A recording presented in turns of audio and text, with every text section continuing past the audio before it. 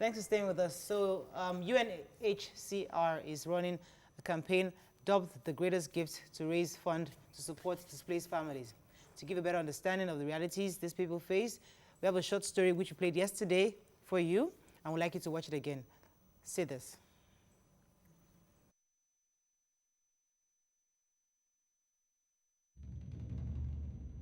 What does human flesh taste like? Everybody I tell this story thinks I should have asked her this question.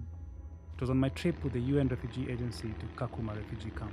I was told of a woman who had fled her country. The story starts in a small village. One evening, when her and her husband were hosting members of a church, a group of militia stormed into their little house and accused them of hosting Banyamulenges, a minority ethnic Tutsis who the locals believed to be witches. They turned to her husband, called him a snake for hosting these Banyamulenges, dragged him out, made him kneel, and shot him in the head. They bound the hands of her two daughters, aged 7 and 5, and carrying a 1-year-old on her back, they set off in a long file behind the men. We were forced to work for a week. We did not even know how it was a month. The evil men abused us, called us snakes, beat us. I was raped. Our feet peeled and bled from walking. Our clothes no longer covered our bodies. The militia finally brought them to their camp. The Mai Mai were led by a personification of evil called Mokolo, who made her his wife promptly. He threatened her with death, then threatened to eat her children. The Mai Mai men would be gone for days, and when they come back, they would come back with captives who they will kill and ask me to cut in pieces and boil for their food. The men told me they would boil my child. They made me light a big fire and put a big pot on top of it. I begged and cried, but they laughed like Satan. They made me place my baby into the boiling pot, and they all stood aside. As the water boiled on my baby, it was very painful, while she screamed her lungs out. I'm a father, but you don't have to be a parent to feel your skin crawl, to feel your revulsion at this. Thankfully, Mokolo asked his men to remove the baby, but not after she was burnt and her skin was peeling off. The men came back with a lot of alcohol and some personal belongings of people they'd ambushed on the road far away from the camp. They didn't bring any humans, but they told her that the following morning they would boil her 1-year-old. That night, the whole camp drank the alcohol, and by morning, they were all asleep. She took that opportunity to escape. They walked for days, stumbling through the dark forest until the daughters' feet were swollen, their soles peeled off. Mother, why can't I die? The 5-year-old cried. Why can't I die and sleep? After 12 nightfall, we met forest guard and told them about the Mai Mai men. They were shocked and scared. The guard gave us clothes to wear, and a few of them helped us to get to the border. We are here now. We are away from those evil men. My children, the smallest is 8 years old and can't recall it. But the other two, now 13 and 15, remember very well. Sometimes they wake up screaming. Sometimes they are fine. Sometimes they are not.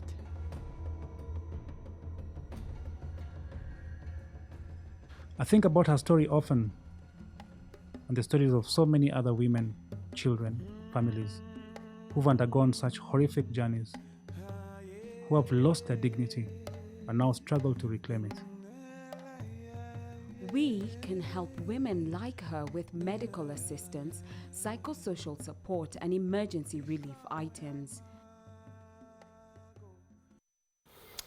Thanks for staying with us. So we showed the video yesterday, and we wanted to show it again because we felt it's important, especially in this holiday season, for Nigerians to support these cause, to help these women who have gone through this horrendous experience, to have something they can at least start their lives over.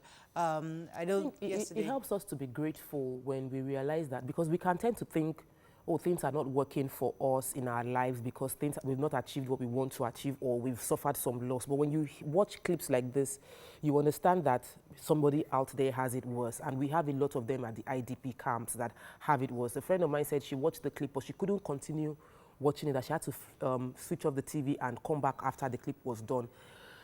I think we need to watch these things because people go through this and they are in Nigeria and they might not have, you might think they should be sharp, they should be able to get up and find a business. When you have 3 children dependent on you and you have nothing to do, sometimes you have to depend on people like us that have a little to help out.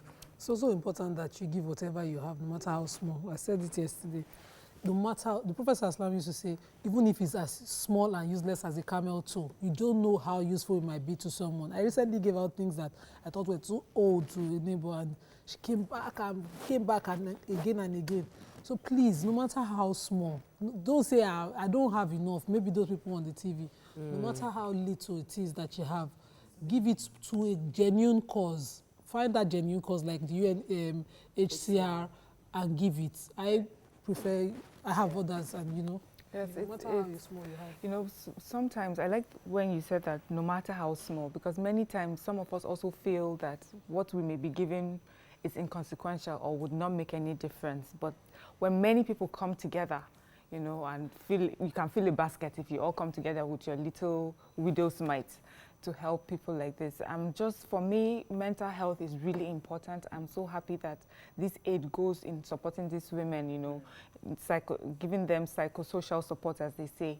It's important because sometimes you can move from a bad situation to a good situation, you can move to a better house, but mentally you still need support to be able to move. I know we tried to get some details on how people can reach out. We'll get those details to you as soon as possible, so you can check us online, and then we can see how you can be part of this. Google the UNHCR.